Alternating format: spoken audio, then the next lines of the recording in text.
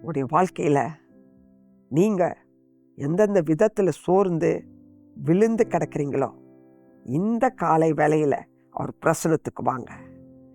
சந்தோஷத்தை இழந்திருக்கலாம், சமாதானத்தை இழந்திருக்கலாம், பரிசுத்தத்தையும் இழந்துட்டீங்களே.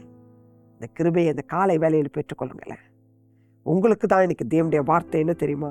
சங்கீதம் 51:8, நான் சந்தோஷமும் மகிழ்ச்சியும் கேட்கும்படி செய்யும் ஆண்டவரே. என் உள்ளத்துல சந்தோஷம் இல்லை, சமாதானம் இல்லை, மகிழ்ச்சி இல்லை, எனக்கு இன்னைக்கு தாங்கன்னு கேளுங்க. என்னுடைய பாவம் இதற்கு தடையா இருக்கக்கூடாதுன்னு சொல்லுங்க. கர்த்தர் உங்களை அது சந்தோஷத்தாலும் மகிழ்ச்சியால் இந்த காலை வேளையில நிரப்ப போகிறார்.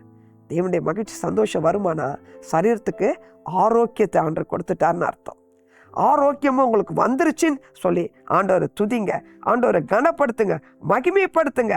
அப்பொழுது நீர் நொறுக்கின எலும்புகள் களிக்கூறும் ஆண்டவரே.